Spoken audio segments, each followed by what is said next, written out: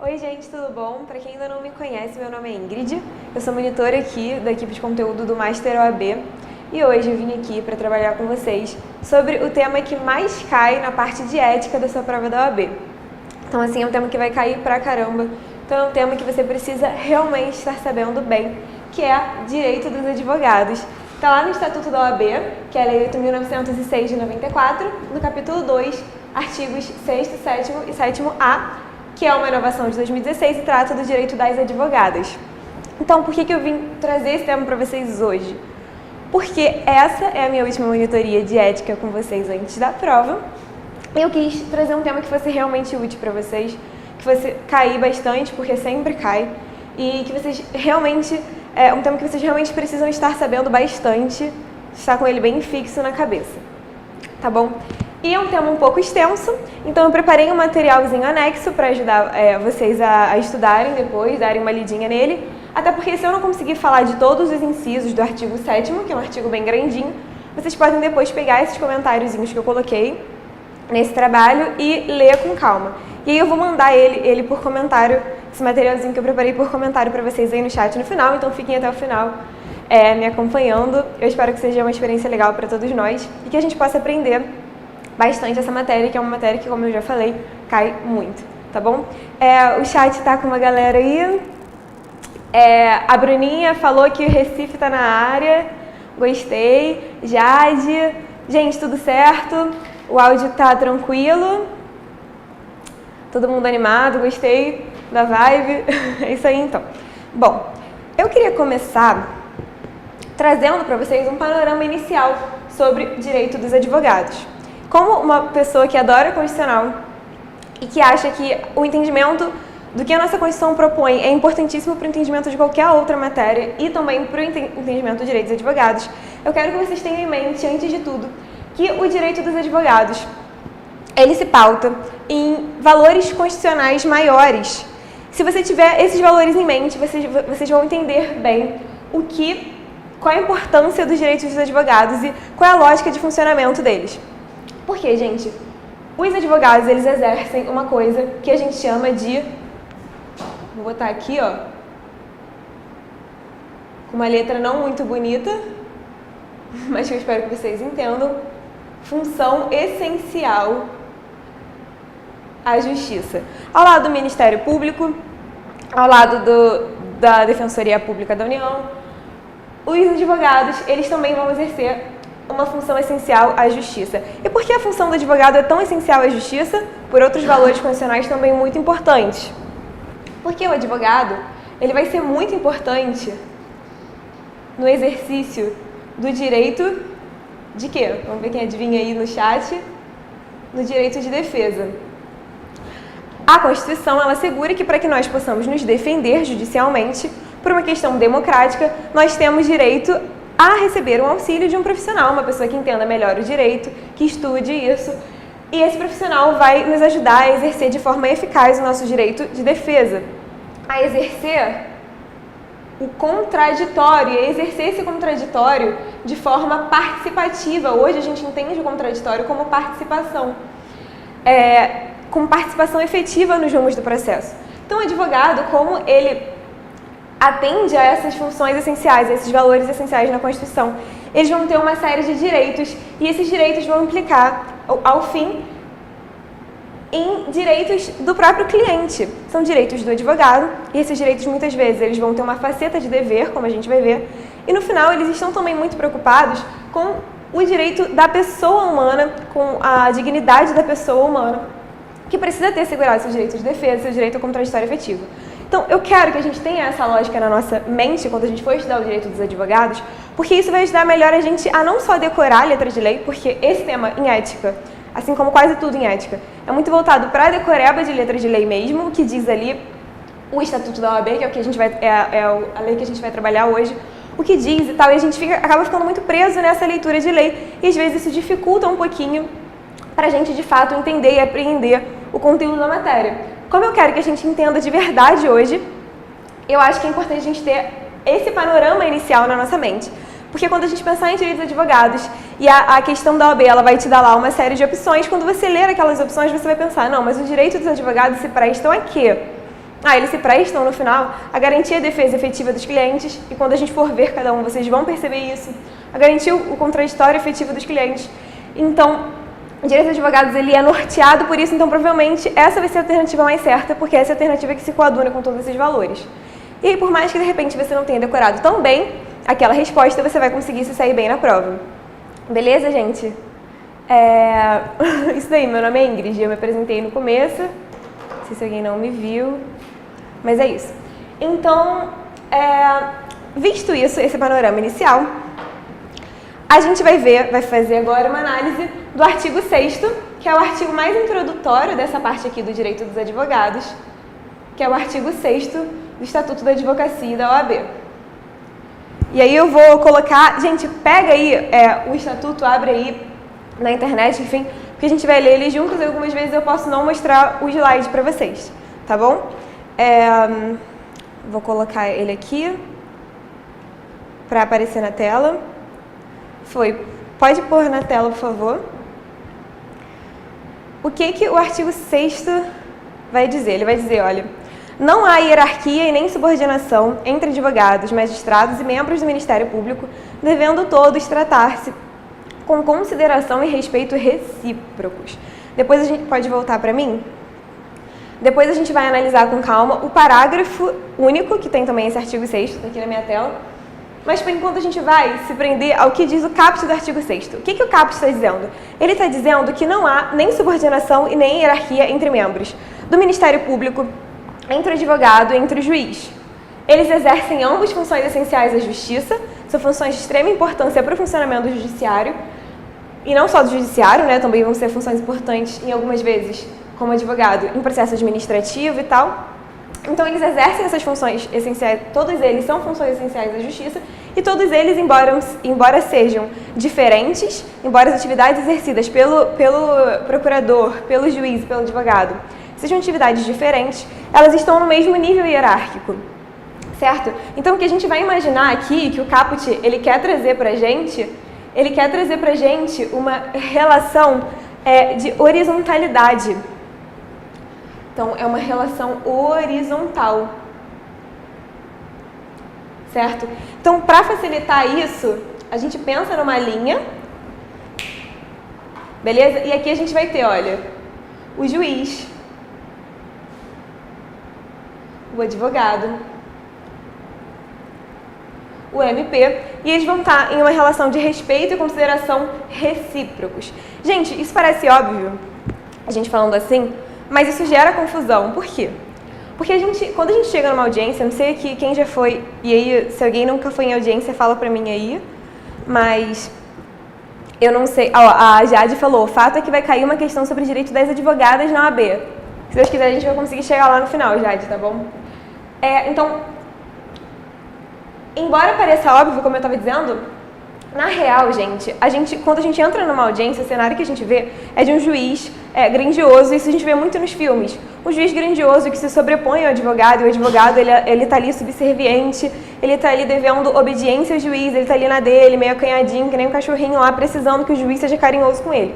Gente, não é assim que o nosso Estatuto da OAB trata da relação do advogado com o juiz.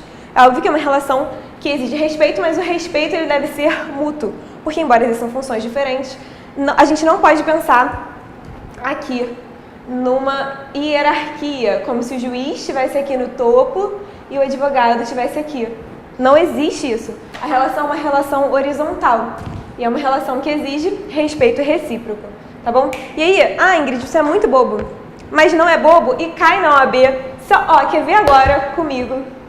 Como vocês, só sabendo isso daqui que eu falei pra vocês sobre essa relação de horizontalidade, vocês já levariam uma questão da OAB como certa e já ficariam mais pertinho de passar? Eu vou botar a questão aqui pra vocês no quadro, antes de apresentar o que diz o parágrafo único, eu vou botar essa questão pra vocês no quadro, que vocês vão ver que só sabendo isso vocês já levam. Vai colocando aí pra mim no chat qual vocês acham que é a resposta certa, que eu tenho certeza que vai todo mundo acertar. Põe pra mim, por favor, a questão. Lá, ó. Morgana, advogado recém-formado, inscrito na OAB, com aprovação no exame de ordem, logo após a colação de grau, é contratado para defender cliente em audiência de instrução e julgamento. No recinto forense, depara-se com um tablado onde estão alocados a mesa ocupada pelo juiz e ao seu lado o representante do Ministério Público. Foi o que eu falei para vocês, né? Aquele cenário básico de audiência. Curioso pela situação e ainda inexperiente, questiona se tal arquitetura é comum nos demais recintos, em razão de o advogado estar em plano inferior aos demais agentes do processo. Como resposta, ele recebe a informação de que a disposição física foi estabelecida em respeito à hierarquia entre magistrados e membros do Ministério Público que devem permanecer em posição superior à dos advogados das partes. Será? Diante do narrado, à luz das normas estatutárias, é correto afirmar que, opção A, a hierarquia é inerente à atividade desenvolvida pelos advogados que atuam de forma parcial em defesa dos seus clientes.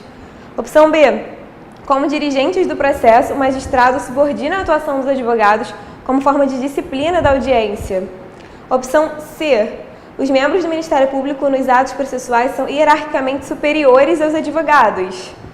D, advogados, membros do MP e magistrado não têm relação de hierarquia entre si. Pode voltar para mim que eu vou dar uma olhadinha lá no chat para ver se vocês acertaram. Cara, ó, Osvaldo, Jade, Viviane, nossa, Edildo, Guildo, Gildo, não sei, Ariel, todo mundo acertou. Porque isso daqui é fácil, mas cai na OAB. Exatamente, gente, muito bem. Para quem acertou, a opção era a opção D. Então, aquele cenário que a gente vê, e às vezes a gente chega na audiência, um professor meu falou isso, eu não esqueci. O juiz, ele não só está sentado do lado do MP, você é advogado, chegou para fazer audiência, o juiz não só está sentado do lado do MP, como eles estão rindo, conversando, como se fossem amigos de longa data. O advogado parece acuadinho, ele parece inferior, mas ele não é, a relação horizontal. Então, como futuros advogados que seremos, que vocês passarão na OAB, vamos vestir assim, ó, essa autoridade de que, ó, minha relação com o senhor juiz é uma relação horizontal, não é uma relação de verticalidade, não é uma relação de hierarquia, e isso está lá no artigo 6º do Estatuto da OAB, tá bom? Visto isso, vamos olhar agora. Gente, muito bem, parabéns, todo mundo foi super bem e acertou aqui no chat, eu gostei de ver. Agora vamos ver rapidinho o que eu dei cola, o Edilson falou que eu dei cola. Não dei cola, só expliquei a matéria, é isso mesmo. Vamos ver aqui o que diz agora. O que diz... Tô botando aqui o slide, gente. Tá travado aqui o slide.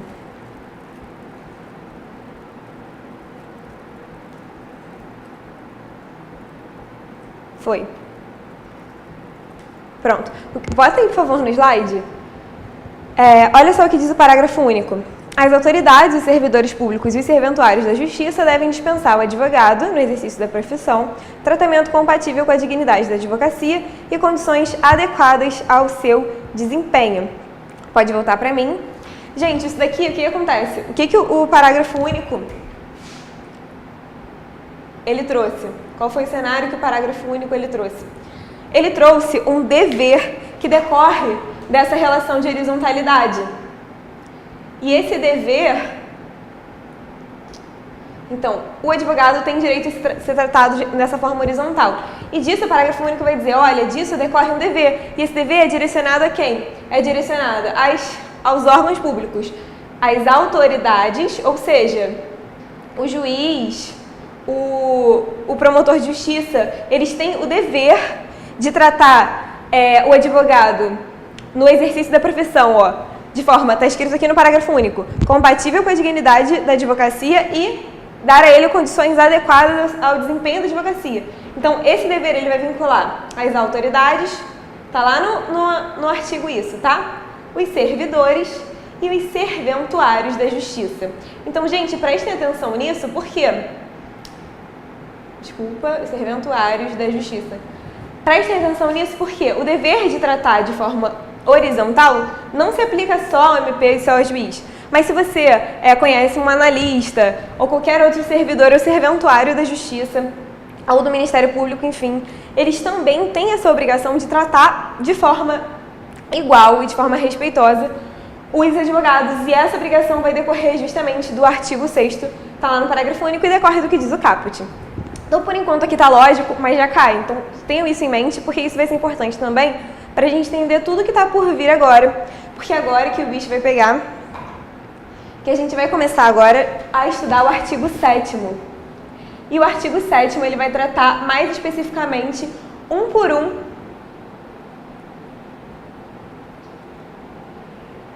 dos direitos dos advogados, e nós, como bons advogados que seremos e somos, vamos, já vestindo aqui a capa de quem vai passar na OAB, vamos precisar saber esses direitos até para a gente se defender mesmo na nossa atividade, e principalmente para a gente conseguir passar na prova, certo?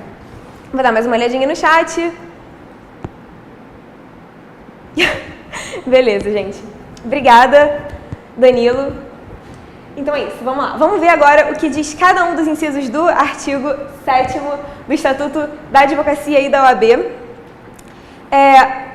Eu coloquei nos slides aqui para vocês, cada um deles. Eu estou um pouco na dúvida se eu leio todos nos slides. Por quê? Porque estou colocando aqui os slides, senão a gente pode ficar muito tempo preso. Mas bota lá o 7º que eu vou ler rapidinho para vocês. Pode botar na tela, por favor. Já foi? Então tá, artigo 7º. São direitos do advogado. 1. Exercer com liberdade a profissão em todo o território nacional. Beleza, gente? Olha só que facilidade. Pode voltar para mim? Então a gente vai botar aqui, ó, inciso 1. E eu vou fazer isso daqui para ficar esquematizadinho pra gente. Qual é a chave do inciso 1? É a liberdade. Ele quer assegurar o direito de liberdade do advogado de exercer a profissão, e ele fala liberdade de exercer a profissão em todo o território nacional. E aí, gente, eu anotei aqui para vocês, para falar para vocês, porque isso se coaduna, para a gente ver como é importante a Constituição, que a Constituição diz, isso se coaduna com o que está lá no artigo 5º, eu anotei aqui o inciso, porque eu não sabia de cabeça mesmo, mas a gente tem que saber o conteúdo. Está lá no inciso 13 da Constituição. O artigo 5º, inciso 13 da Constituição, ele vai garantir a liberdade de receber tratamento por advogado. Então, o artigo 5º, inciso 13 da Constituição, ele vai dizer que todos nós, todo mundo que estiver sendo réu, ou enfim, autor em determinado processo judicial, processo administrativo, ele vai ter direito a um advogado. Então, a liberdade do advogado de exercer a profissão livremente em todo o território nacional, ela se coaduna com esse valor constitucional que está aqui no artigo 5º, que trata dos direitos fundamentais, inciso 13 da Constituição, que é justamente essa ideia de que todos nós temos liberdade de exercer, todos nós temos liberdade de ser defendidos por um advogado, e daí o advogado precisa ter liberdade de atuar realmente de forma livre, sem amarras, em todo o território nacional. Então até aqui está fácil.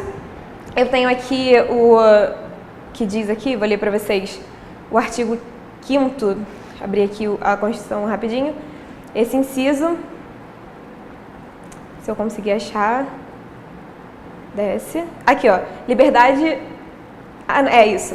Na verdade, gente, desculpa, o inciso 13, ele não vai falar do direito de defesa ainda não, me confundi, por isso que eu vim ler aqui o que ele diz. Ele garante a liberdade de exercício de qualquer profissão, atendidas as qualificações profissionais em lei. Então, esse inciso 5º, ele garante a liberdade de atuação do advogado em todo o território nacional. E ele se coaduna com o artigo 5º da Constituição, esse inciso 1, ele se coaduna com o artigo 5º da Constituição, porque a Constituição ela já garante também a liberdade de atuação de qualquer profissional.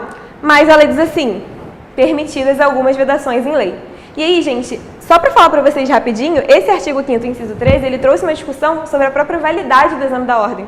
E eu não sei se vocês lembram, muita gente falava que o exame da ordem, que é o que a gente está se preparando, ele era inconstitucional, porque ele feria esse inciso 13 do artigo 5º da Constituição, justamente porque esse inciso, ele garante o direito de liberdade, o direito de exercer livremente qualquer profissão. Só que como esse inciso, ele vai permitir lá no finalzinho, ele diz, atendidas as qualificações profissionais estabelecidas em lei, ele vai dizer lá no finalzinho isso, você entende que a prova da ordem, ela é uma dessas qualificações que a lei dita ao advogado. Então, a prova da ordem, dessa forma, foi entendido isso, ela não violaria esse inciso 13 da Constituição e ela não seria, de forma nenhuma, uma forma de limitar a liberdade de atuação do profissional da advocacia. Por que não? Porque a Constituição permite determinados condicionamentos legais. Então, passar no exame da ordem não feriria sua liberdade de atuar como advogado, mas apenas seria uma condição para você exercer de forma plena esse direito. Isso seria super permitido na Constituição, tá bom?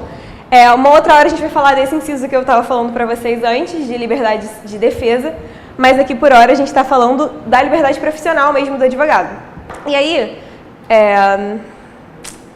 vou olhar aqui o chat, mais uma vez. Isso aí, Luciane, obrigada. Gente, tá tudo preto, tá com problema aí.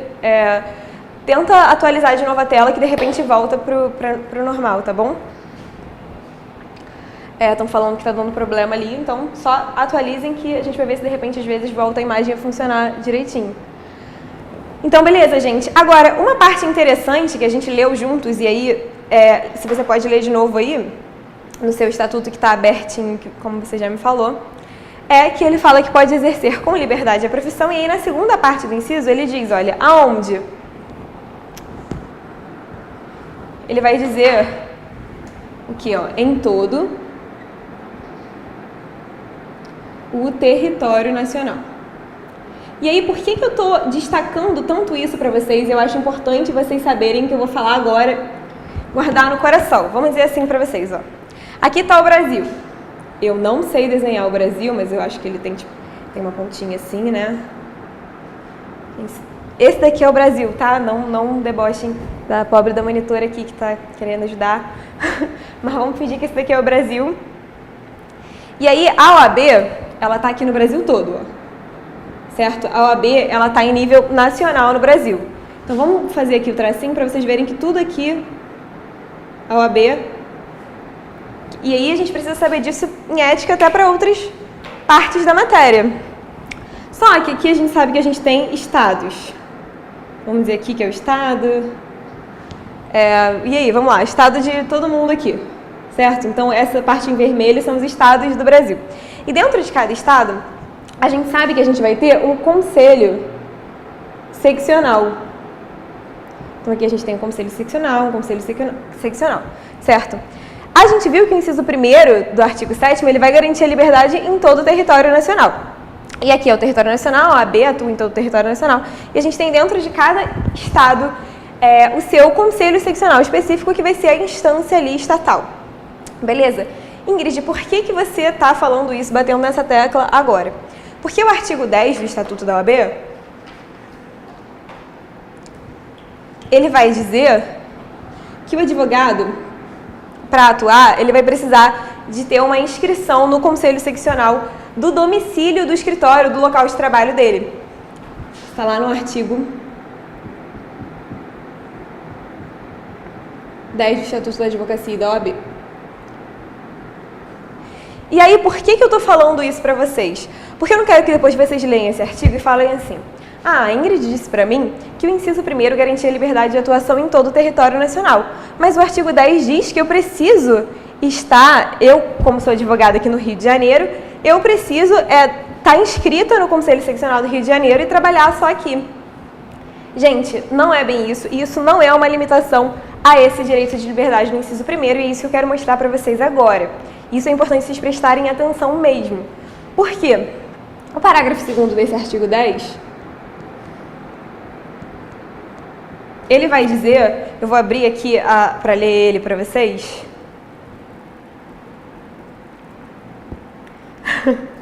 Pra gente...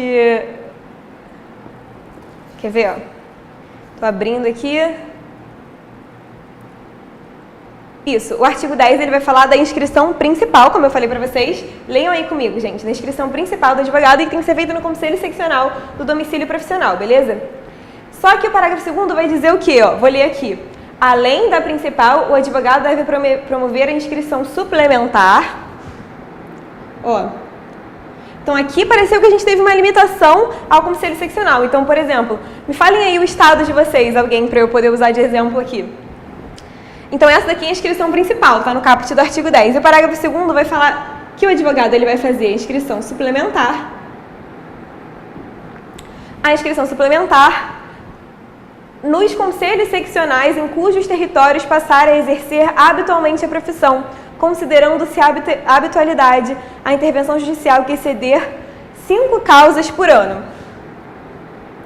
Então, se for maior que 5 causas por ano, por um ano, vocês precisam, nos moldes do parágrafo 2º desse artigo 10 do Estatuto, fazer a inscrição suplementar. Então, um exemplo aqui, deixa eu ver se alguém me falou, para facilitar.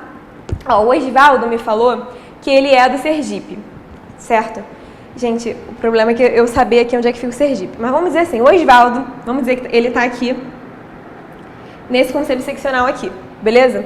E aí o Osvaldo está nesse conselho seccional aqui, só que ele trabalha muito nesse conselho seccional aqui de baixo. Ele pega algumas causas aqui. O Osvaldo precisa se inscrever no conselho seccional dessa região aqui, desse estado? Primeiro, a gente tem que pensar, ele pega mais que 5 causas em um ano nesse estado aqui? Sim, então ele tem que fazer a inscrição suplementar. Se não, se ele pegou umas 3 causas aqui nesse estado em um ano, ele não precisa nem fazer a inscrição suplementar.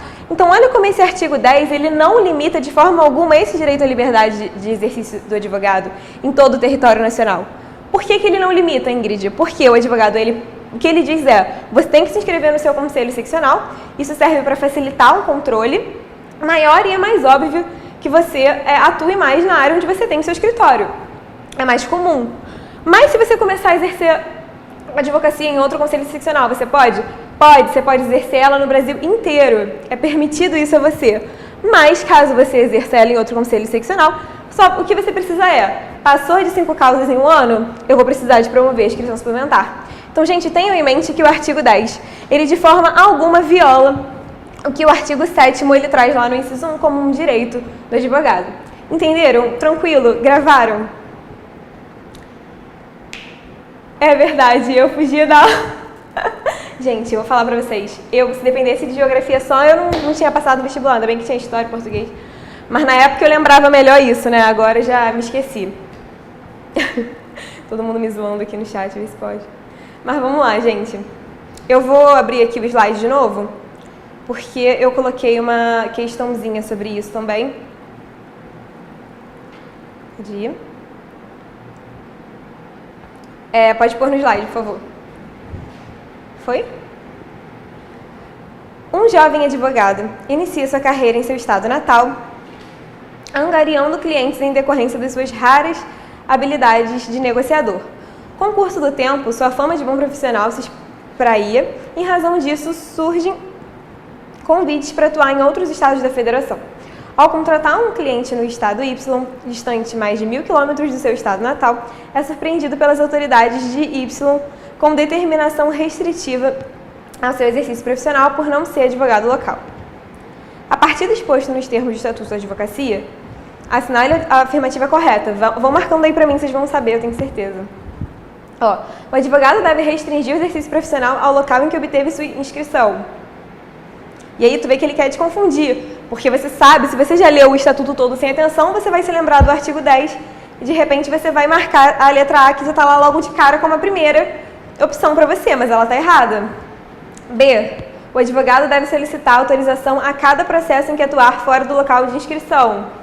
C. O advogado deve realizar exame da ordem em cada estado em que for atuar. D. O advogado pode exercer sua profissão em todo o território nacional. Volta para mim que eu vou botar lá no chat para ver se vocês acertaram. Estou ansiosa para saber disso. Vamos ver.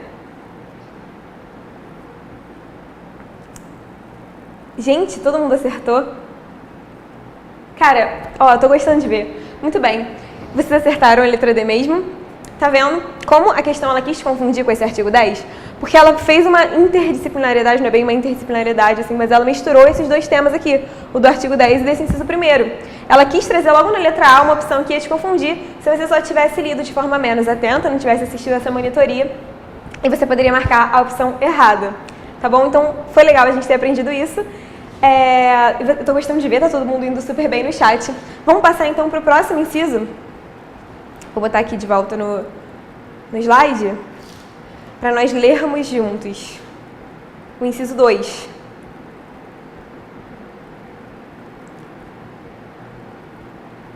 Foi, pode botar. O inciso 2 vai falar que é direito do advogado a inviolabilidade de seu escritório ou local de trabalho, bem como de seus instrumentos de trabalho, de sua correspondência escrita, eletrônica, telefônica e telemática, desde que relativas ao exercício da advocacia. Então, volta para mim. Ó, o inciso 1 está aqui, vou botar o inciso 2 aqui embaixo. Eu gosto de fazer como uma técnica de memorização mesmo, porque a gente precisa saber a letra da lei e, infelizmente, a gente não pode consultar o código na primeira fase. Eu costumo colocar palavras-chave para eu me lembrar. Então, aqui eu vou botar como palavra-chave a inviolabilidade. Porque o inciso 2 ele vai garantir a inviolabilidade. Significa o quê? Que você não pode violar. Ou seja, você não pode violar o local do domicílio, está lá dizendo do domicílio profissional, do escritório, do local de trabalho. Você não pode entrar lá de qualquer jeito sem autorização do advogado. Os instrumentos de trabalho, você não pode violar, você não pode pegar os instrumentos de trabalho do advogado e usar, enfim, sem ele querer, sem ele permitir. Da mesma forma, a correspondência escrita, o advogado recebeu uma carta. Eu não tô nem aí, eu vou pegar e vou abrir porque eu quero ver o que... Não, o advogado, ele tem essa inviolabilidade de correspondência também protegida. Escrita, eletrônica, telefônica e telemática, certo? Mas essa inviolabilidade aqui, ela está garantida e o artigo lá no final, ele estabelece uma condição que a gente precisa ter em mente, que é desde que relativas ao exercício da advocacia, certo? Estou botando aqui só para a gente memorizar isso.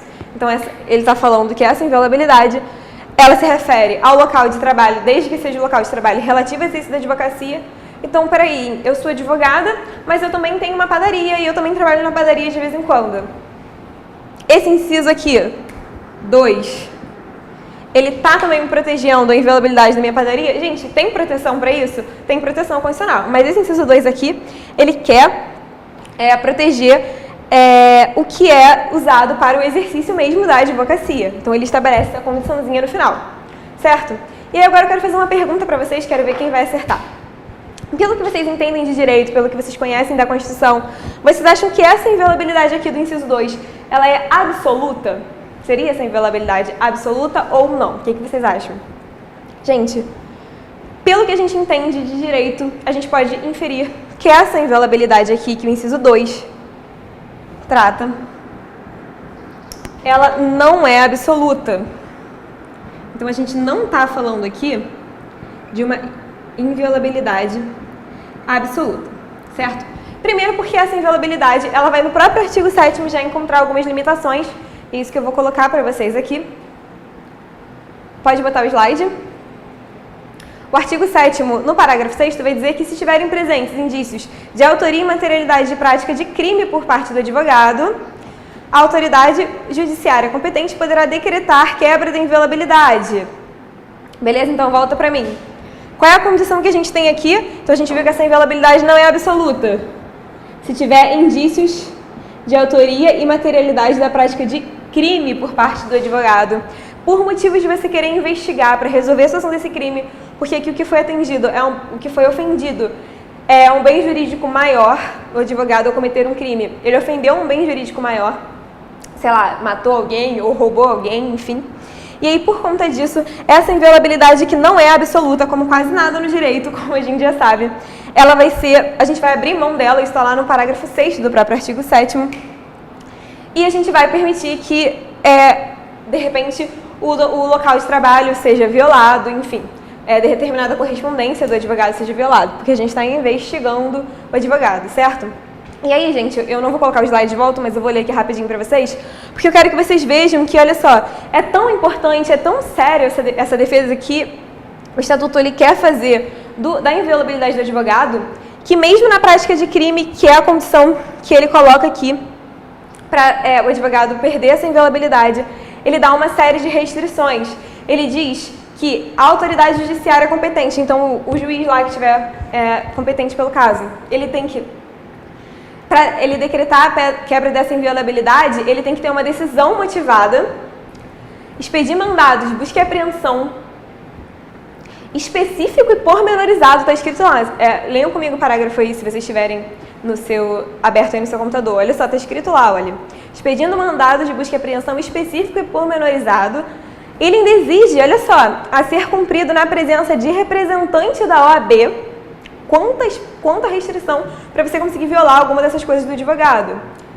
E ele ainda fala assim, então ele falou que não é absoluta, em casos de crime pode violar com mandado de busca e apreensão, específico e pormenorizado, com presença de representante da OAB, uma série de restrições, e ele diz assim, em qualquer caso, então tem uma exceção aqui em que vai ser absoluto, sim,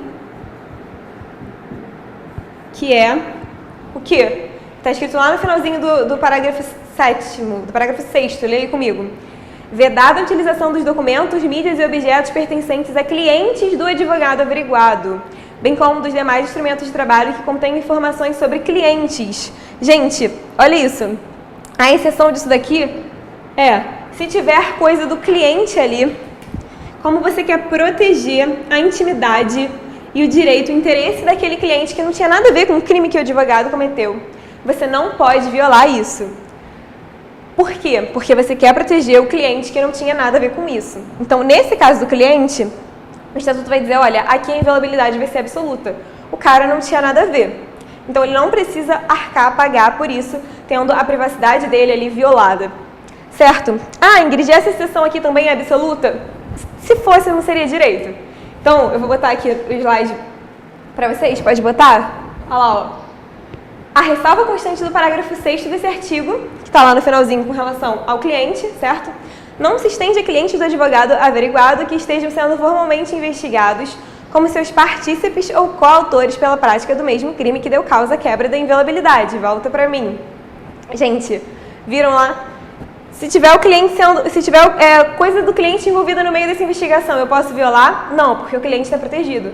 Ah, Ingrid, mas espera lá. Se o cliente for coautor ou se ele for partícipe do crime que o advogado está cometendo, ele precisa ainda assim ter a inviolabilidade dele respeitada por uma questão de lógica. Ele também vai ser investigado e como ele também é investigado, porque ele também ajudou ou atingiu também um bem jurídico maior com a conduta dele, ele vai também ter essa inviolabilidade relativizada. Deixa eu botar no chat aqui então para ver se vocês estão entendendo. A Bruninha falou para eu deixar dar print. Gente, é do quadro, né? Porque o material tá aí, dá para vocês baixarem. Mas vou sair da frente do quadro para vocês darem um print. Foi. Meu quadro super feio, vou tentar caprichar mais na próxima, gente. Valeu. Tô gostando de ver, vocês estão participando bem. Enfim, e aí, gente, deu para entender bem o que quer dizer, o que eu quis dizer aqui? Agora, uma coisa que eu quero botar para vocês, não vou botar o slide agora não, vou falar antes. Porque a Ingrid falou lá no começo, ela sempre fala, ela é chata com isso, que a gente tem que pensar no que a Constituição traz como panorama por trás. Porque hoje a gente vive nessa filtragem constitucional, as relações interpessoais, as relações das autoridades públicas, dos agentes públicos, elas são pautadas justamente pela defesa desses valores constitucionais maiores, certo? Então, eu achei interessante falar isso para vocês, porque teve uma questão da OAB, que para além da letra da lei, disso daqui, desse panoramazinho que eu trouxe para vocês aqui no final. Ela quer que você pense assim, mas essa inviolabilidade, ela vai ser absoluta? Não, porque tem esses casos. E se não for nenhum desses casos? Mesmo assim, você pode relativizar essa inviolabilidade se o que você estiver querendo tutelar for algum valor maior, se o bem jurídico em jogo for mais importante do que o sigilo do advogado. Ingrid, não estou pensando em um exemplo para isso. Então, agora que a gente vai aqui para a questão... E aí, antes da questão, eu vou ler com vocês aqui, pode botar no slide, olha. O novo Código de Ética, ele fala lá no artigo 37 dele, o sigilo profissional do advogado cederá em razão de circunstâncias excepcionais que configurarem justa causa. Volta para mim. Vocês leram aí, vocês viram que o novo Código de Ética, que eu também já dei uma aulinha sobre ele, explicando mais ou menos quais foram as alterações que ele quis promover, o novo Código de Ética, ele quer se coadunar mais com os valores constitucionais e ele vai trazer uma abertura para isso daqui, para essa inviolabilidade aqui. Ele vai falar, além dessas hipóteses aqui, de prática de crime, enfim, e ele vai trazer um tipo aberto ali, ele vai dizer, circunstâncias excepcionais que configurarem justa causa também podem permitir essa quebra de sigilo. E aí, gente, ele não diz quais são, então ele deixa aberto para interpretação de acordo com os valores constitucionais em jogo, etc, etc. Certo? Visto isso, a gente vai resolver uma questãozinha rapidinho. Vamos lá. Valdir representa os interesses de André em ação de divórcio em que estão em discussão diversas questões relevantes, inclusive de cunho financeiro, como, por exemplo, o pensionamento e a partilha de bens. Irritado com as exigências de sua ex-esposa, André revela a Valdir que pretende contratar alguém para assassiná-la. Olha que bizarro. Deve Valdir comunicar o segredo revelado por seu cliente às autoridades competentes? Olha como isso envolve esse sigilo do advogado. A. Valdir não pode revelar o segredo que lhe foi confiado por André, pois o advogado deve sempre guardar sigilo sobre o que sabe em razão de seu ofício. B. Valdir poderia revelar o segredo que lhe foi confiado por André, mas apenas no caso de ser intimado como testemunha em ação penal eventualmente deflagrada por apuração do homicídio que viesse a ser efetivamente praticado. C. Valdir pode revelar o segredo que lhe foi confiado por André em razão de estar a vida da ex-esposa deste último em risco. E aí, ó, vocês viram lá, o xizinho apareceu, porque essa é a resposta certa, volta pra mim.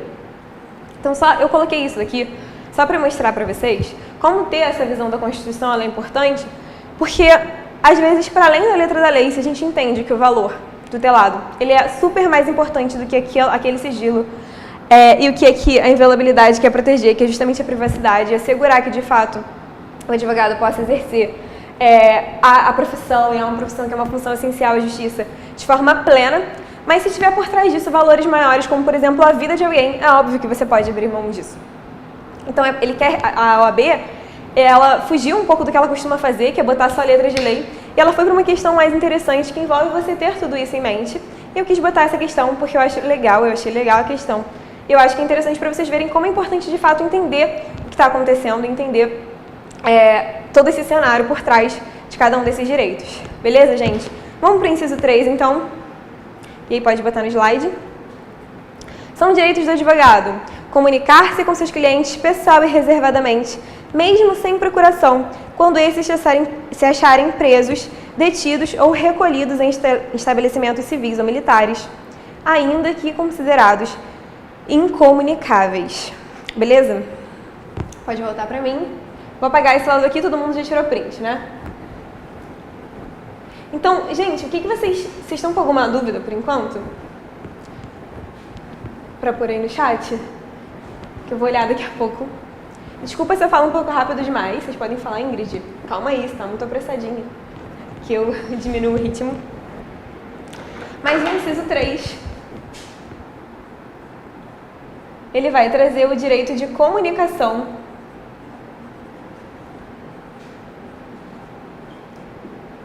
com o cliente preso ou detido, tá bom? Desculpa, gente. Isso daqui também encontra amparo na Constituição, eu anotei aqui, artigo 5º, inciso 63, como já tinham falado lá no chat, quando eu me confundi, né? Que os números são parecidos. Inciso 63. Esse artigo 5º, inciso 73, ele vai trazer o direito do preso a receber o auxílio do advogado. Então, o inciso 3 aqui do Estatuto, ele vai só refletir o que o artigo 5º da Constituição, lá no inciso 63, ele já mostra pra gente. Porque aqui ele vai trazer esse outro lado, essa outra faceta. O advogado tem direito à assistência o cliente preso tem direito à assistência de advogado. E aqui ele vai dizer, olha, é um direito, dever do advogado se comunicar de forma pessoal e de forma reservada com o seu cliente preso ou detido. E aí, gente, é interessante porque o que ele diz aqui nesse inciso 3 que a gente leu é que para isso a gente nem precisa de procuração. Porque ele quer realizar de forma tão plena, mas tão plena, isso que ele considera um direito essencial de ter essa defesa. Então, em última análise aqui, o que quer ser protegido é o direito de defesa do preso, que o já está numa situação de especial vulnerabilidade, porque, olha só, ele está com o direito de ir e vir dele, que é um direito super importante já, de alguma forma prejudicado pelo fato de estar preso. Então você quer tirar qualquer amarra que possa atrapalhar esse direito de defesa. E daí você diz que o advogado ele pode, pessoal e reservadamente, ou seja, ele não pode ficar sendo coagido por nenhuma autoridade policial, ele pode fazer isso sozinho com o preso. Eles dois, eles podem conversar e tal, enfim, se comunicar livremente, mesmo que esses presos estejam incomunicáveis. Então, para lá, eles são incomunicáveis. Ele pode falar com a mãe dele, enfim, Não pode, mas ele pode falar com o advogado, porque o advogado está ali para exercer essa função essencial de defesa, para ajudar ele a exercer o contraditório dele de forma plena, tá bom? Então essa questão da procuração é bem pegadinha assim que pode cair lá na OAB. Ah, precisa de procuração, não precisa de procuração, porque o Estatuto ele quis trazer de tal importância, revestir de tal importância essa questão da defesa que ele falou, não precisa nem de procuração, tá bom? Vamos para o próximo inciso, então. 4. Eu não vou nem botar ele no slide, mas ele fala assim, leiam aí vocês, minha letra tá horrível, eles trazem o direito de ter a presença de representante da OAB, caso o advogado seja preso em flagrante. E aí ele vai dizer, olha, se o advogado for preso em flagrante, me ajudem aí, vocês estão lendo, por motivo ligado ao exercício da advocacia. Então, o advogado, quando ele estiver ali sendo preso em flagrante, ele tem direito a receber a presença de um representante da OAB? Tem sim, desde que isso seja ligado, horrível, ao exercício da advocacia. Por motivo ligado ao exercício da advocacia. E se o motivo pelo qual o advogado foi preso em flagrante não foi de forma nenhuma ligado ao exercício da advocacia, ele tem direito à presença de um representante da OAB lá no momento da prisão? Não. Mas, nesse caso não tenha sido por motivo ligado, exige-se, isso está lá nesse mesmo inciso 4, comunicação expressa à seccional da OAB. Beleza? Então, isso também dá para confundir um pouquinho. Presença de representante tem sim, desde que o crime seja por motivo ligado ao próprio exercício da advocacia. Justamente porque você quer resguardar o trabalho do advogado da melhor forma possível. E aí, gente, com relação a esse inciso aqui, eu quero que vocês prestem atenção numa coisa. Esse inciso, eu anotei aqui, o número da ADIM, é ADIM 1127.8. Ela disse que esse inciso ele é em parte inconstitucional, porque ele vai dizer que essa presença de representante da OAB, realmente, ela é uma condição para que o advogado seja preso em flagrante por motivo ligado à advocacia. O inciso diz aqui, olha, sob pena de nulidade, então a prisão ela pode ser declarada nula, caso não tenha essa presença de representante da OAB. Só que a Sadim achou que essa condição seria demasiado aberta, permitiria de forma muito ampla a interferência aqui da OAB, de modo que se esse representante da OAB não chegasse a tempo, essa prisão em flagrante ia perder o objeto. E aí ele fala assim, olha, por motivo ligado ao exercício da advocacia, gente, já estou quase acabando não, estou quase tendo que encerrar por falta de tempo, certo? Mas ele fala assim, por motivo ligado ao exercício da advocacia, só que essa ADIM vai vir e ela vai trazer a seguinte condição, ela vai dizer, desde que esse representante da OAB chegue em tempo hábil. E aí, gente, essa ADIM, ela trouxe essa restrição. Deixa eu ver o chat, para ver se vocês estão com alguma dúvida. Tá todo mundo pedindo para eu explicar a 7. Tá, vou pular para 7. Mas, gente, lembrando, eu falei para vocês no início, não sei se vocês ouviram. Realmente, eu sabia que não ia dar tempo de falar tudo, eu quis falar com calma, mas eu preparei um material pormenorizando isso. Eu vou jogar aqui para vocês no chat daqui a pouco, tá? Então, vocês vão ter acesso ao material, leiam com calma esse material e estudem por isso. Eu estou aqui um pouquinho tempo mesmo para tentar ajudar no que der. Mas vocês vão ter acesso a esse material para estudar tranquilos depois, beleza? Aí, aqui, só para finalizar, gerou uma discussão sobre o que é esse tempo hábil. E aí, não se sabe, é um termo indeterminado mesmo, e fica sujeito à ponderação no caso concreto. Tá bom? Vamos ver aqui a 7, então, que todo mundo quer? Gente, real, não deu tempo de falar.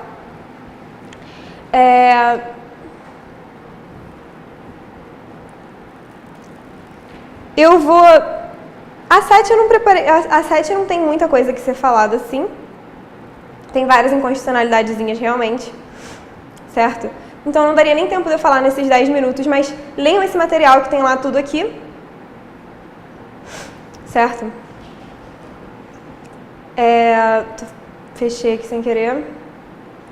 A Bruninha elogiou o material. Gente, obrigada. Vou fazer o seguinte, gente, eu não vou ter tempo de comentar com calma nenhum inciso. O professor que vai dar trabalho, nem outro inciso, o professor que vai dar direito do trabalho, ele já está entrando.